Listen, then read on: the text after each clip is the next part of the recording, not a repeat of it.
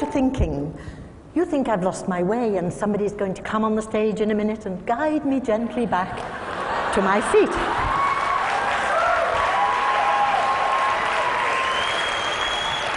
I get that all the time in Dubai. Here on holiday, are you, dear? Come to visit the children? How long are you staying?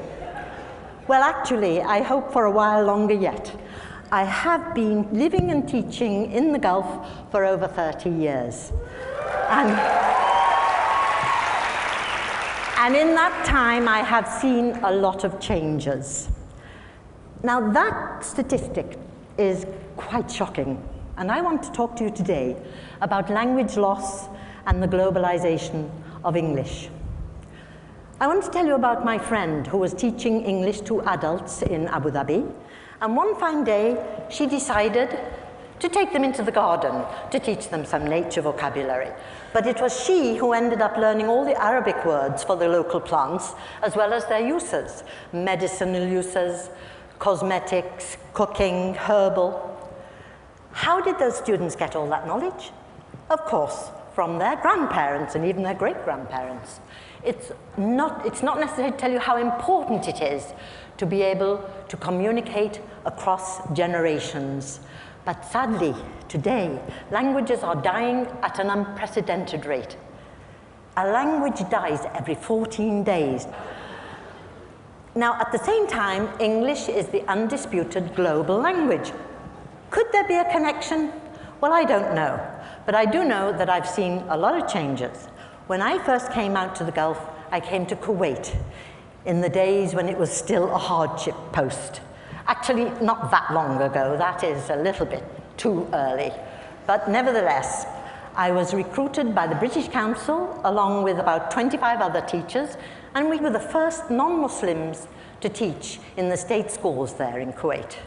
We were brought to teach English because the government wanted to modernize the country and to empower the citizens through education. And of course, the UK benefited from some of that lovely oil wealth. Okay, now this is the major change that I've seen, how teaching English has morphed from being a mutually beneficial practice to becoming a massive international business that it is today. No longer just a foreign language on the school curriculum, and no longer the sole domain of Mother England. It has become a bandwagon for every English-speaking nation on earth. And why not?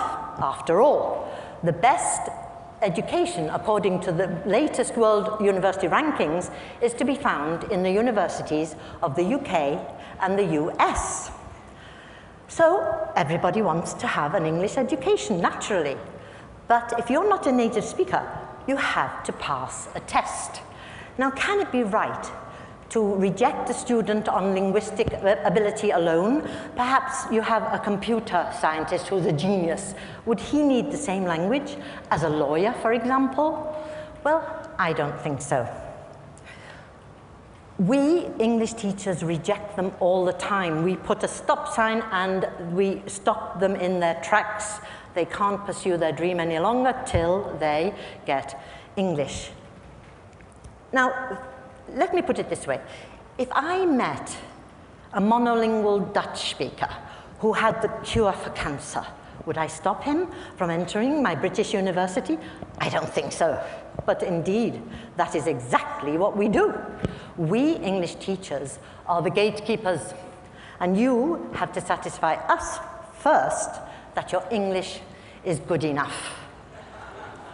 Now, it can be dangerous to give too much power to a narrow segment of society. Maybe the barrier would be too universal.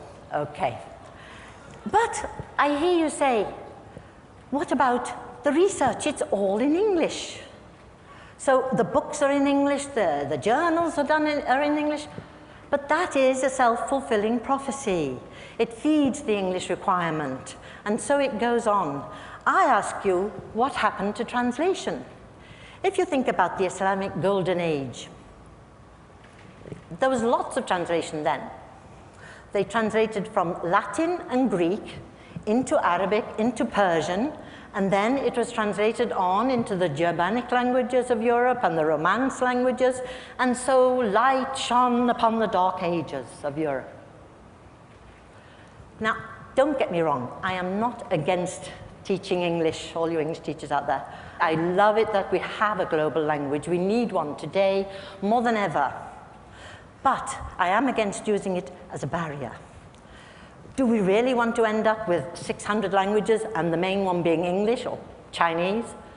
We need more than that. Where do we draw the line? This system equates intelligence with a knowledge of English, which is quite arbitrary.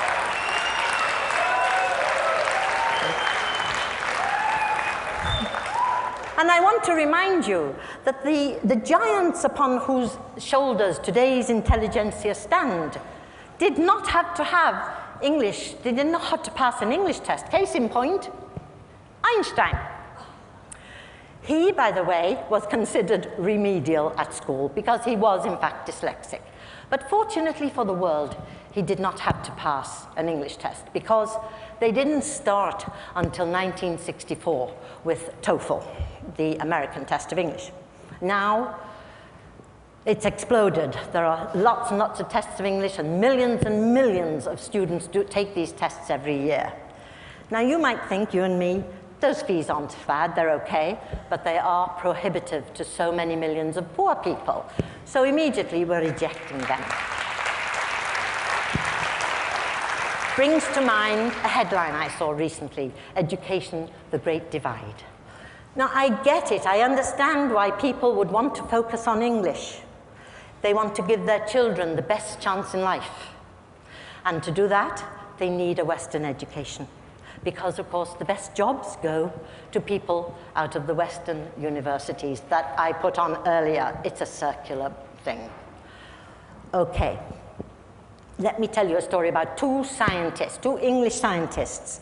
They were doing an experiment to do with genetics and the forelimbs and the hind limbs of animals, but they couldn't get the results they wanted. They really didn't know what to do until along came a German scientist who realized that they were using two words for forelimb and hind limb, whereas genetics does not differentiate, and neither does German.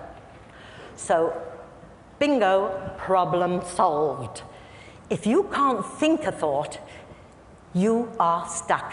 But if another language can think that thought, then by cooperating, we can achieve and learn so much more.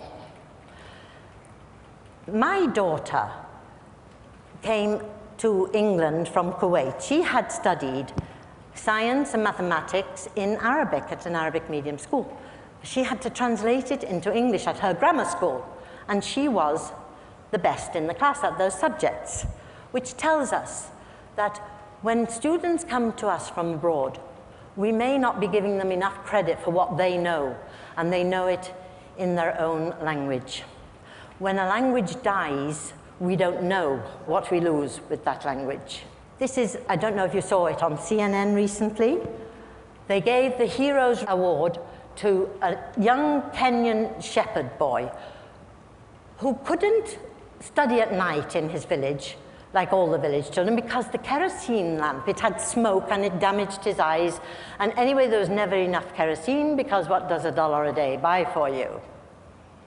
So he invented a cost-free solar lamp, and now the children in his village get the same grades at school as the children who have electricity at home. And when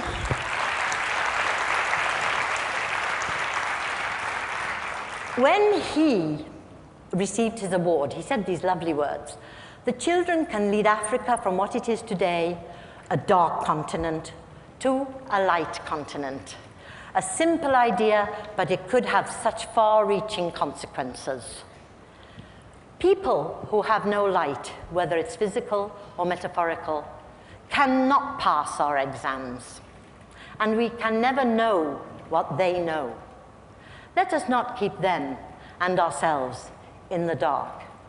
Let us celebrate diversity. Mind your language. Use it to spread great ideas.